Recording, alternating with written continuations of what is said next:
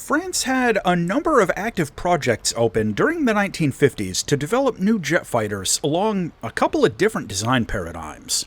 One of these was a basic swept-wing jet proposal designated Mystère 21, but changing requirements led to a bit of a redesign, and the prototype was renamed as the Etendard II, which I'm sure I'm pronouncing wrong. The performance wasn't very good. Mainly it was just underpowered, and it lost out in the role of a fighter to the Mirage. However, Dassault Aviation didn't want all that work to go to waste, and they refined their plane into the Etendard IV. The new version was lightened with redesigned aerodynamics and first flew in 1956. It was obvious that it still wasn't going to have the flight performance to serve as an air superiority fighter, but the airframe had potential to fit another emerging need for the French military. They needed a carrier-capable strike jet that could do basic air interception as well as carry out ground attack and recon missions. A small batch of pre-production aircraft was ordered for evaluation and carrier integration, with the finalization of the aircraft proceeding rather easily. Most of the design flaws had already been worked out back during the Etendard II phase, and getting the jet ready for service was completed quickly, with the first jets entering service in early 1962 aboard the Clemenceau-class carriers. These jets were eventually replaced by the Super Etendard during the late 1970s and early 1980s, but a few of them lingered on in support roles until 1991. A total of about 90 were built. What we get in War Thunder is the Etendard IVM, a naval strike jet in rank 6 of the French air tree at battle rating 9.0. This jet has changed dramatically since it first came to War Thunder, so we're gonna take a fresh look in my modern review format. The plane gets a full ballistics computer for its rockets and bombs, but notably, not for the cannon. Also, no defensive systems of any kind. It also gets a radar set, but this is very poorly implemented in the game. It's not shown in the X-ray view, and most of the features it has in real life are missing. What we have in War Thunder is a very basic I-band search and track radar with no advanced modes, limited range, and a narrow scan angle. Overall, entry-level performance. For loadouts, this jet has 4 wing hardpoints that can mount a variety of missiles, bombs, and rocket pods, but notably, if you take the air-to-ground missiles, you lose the cannons, so something to consider there with a little bit of a trade-off. Its air-to-air missile is the AIM-9B Sidewinder. This is a very basic, rear-aspect, caged-seeker infrared missile. It has very short range and is pretty easy to dodge, but it can still get kills at this battle rating if you're careful with your shots. For air-to-ground missiles, you can take the AS-20 and AS-30 Nord missiles. These are both manual command line of sight with somewhat limited range, but it's worth mentioning that the AS-30 is an enormous weapon with a huge warhead that can take out ground targets even on a near miss. The flight performance of this plane is, well, it's pretty unremarkable at this BR bracket. It's a little sluggish at the lower end of the power curve, with the acceleration ramping up a bit after you gain some speed rather than being a flat increase. That is, it feels like the acceleration is bad when you're first taking off, but once you get up to about 400 kilometers an hour, it improves significantly. The plane is generally subsonic, and you'll barely ever break Mach 1 unless you're diving in on someone at high speed from higher altitude. Its climb rate, similar to the acceleration, gets a lot better once you build up some airspeed. Now, the big caveats with this jet are all in regards to its agility and turn performance. In short, it's got a really weird flight model. The first thing to say is that the best speed for sustained rate turns is about 650 kilometers an hour. However, the best speed for an instantaneous turn is going to be closer to about 900. The big catch is that in high AOA turns, the jet dumps energy really bad.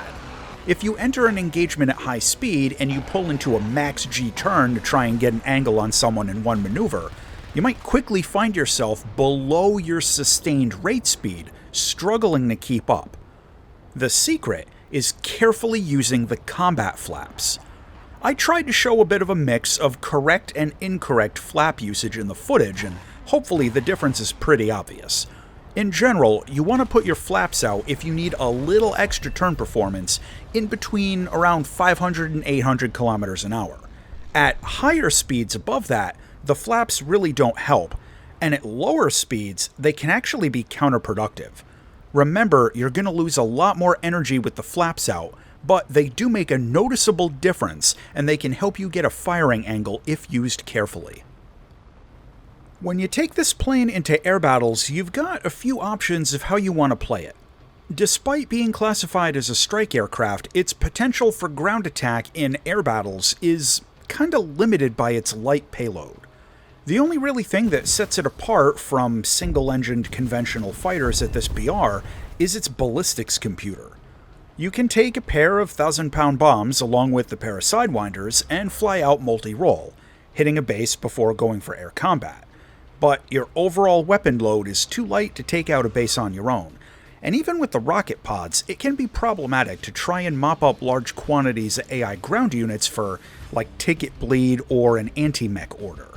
My personal suggestion is to go the multi-roll route and take the pair of bombs with the pair of Sidewinders. If you get intercepted, just ditch the bombs and fight back. Otherwise, drop on a ground target, then switch to air combat. Once you're in air combat, the jet is, as I mentioned before, going to be fairly average. The combat flaps are a good feature, with the caveats I talked about in the last section, and generally speaking, you can do okay in most one-on-ones as long as you don't screw up your basic flight maneuvers too bad. Still, most dedicated dogfighters at this BR will eventually take your lunch money in prolonged engagements. Now, if you go in with an energy advantage, don't be afraid to try and separate out for a better position if a more agile fighter slots in on you.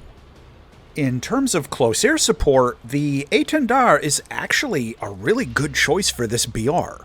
The AS-20 and AS-30 missiles are pretty hard to hit with, at least they are for me, but they've got good warheads and can be very effective. The ballistics computer also gives you a chance to do accurate delivery of the dumb bombs or the rocket pods. The only real catch is the low survivability without any flares or anything, but that's a pretty common problem at this BR.